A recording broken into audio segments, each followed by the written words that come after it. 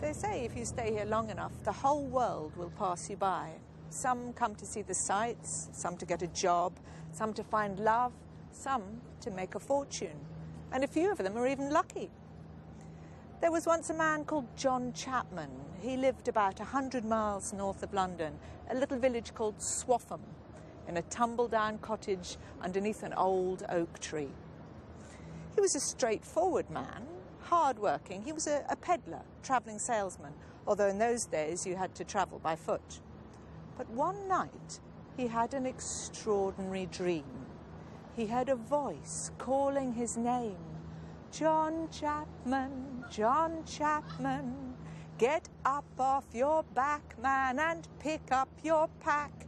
Take the broad track, go to London, stand on the bridge, and you will find a fortune. Well, of course he took no notice of it. It was only a dream. But the next night, the dream came again. And the next. 1, 2, 3. 3 times lucky, they say. So John Chapman, he took his pack. He said goodbye to his little cottage and the old oak tree up above, and he took the broad track. He took the high road. He took the low. He took the fast road. He took the slow. He took the broad road. He took the narrow. And he didn't stop walking till he got to London town.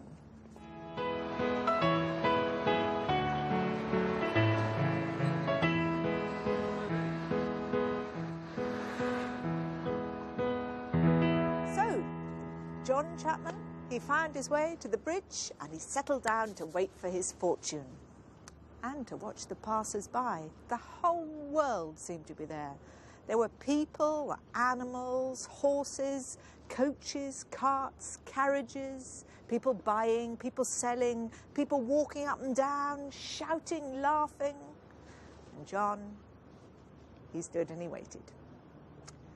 And he waited. And he waited. All day long.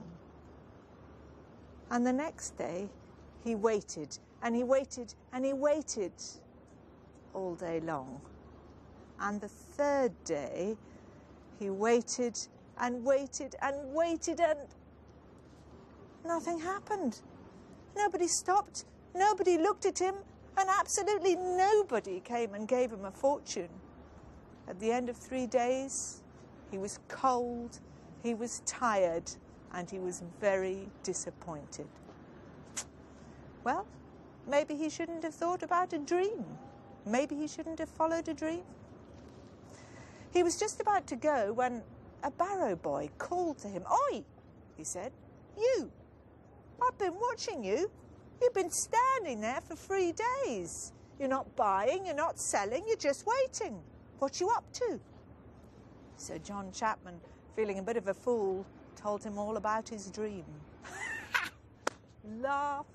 The barrow boy, he laughed till the tears rolled down his cheeks. "You listen to me, mate," he said. "The only way you're going to get rich is by keeping your nose to the grindstone, working hard." I have dreams too. I had a lovely one the other day. I dreamt I went to some place, Swaffham, a little village, and there was a little cottage with a big oak tree. And I started digging under the oak tree and I found a load of gold. That's what I could call a good dream. But did I go chasing after it? Course not.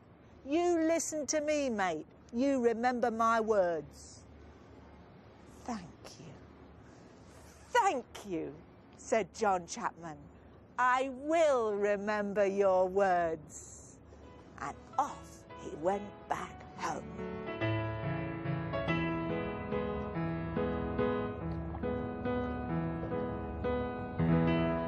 So John Chapman, he hurried back home to Swaffham, back to the tumble-down cottage underneath the big oak tree. And you can guess what he did, can't you? He started to dig. And he hadn't been digging more than a minute when his spade hit something hard. It was a box. And inside the box was gold. There was enough there for him to rebuild his own house and to give half the money to other people in the village. And in memory of him, they put up a statue right in the middle of the village to John Chapman, the pedlar, who went to London to find his fortune, but he found it in his own backyard.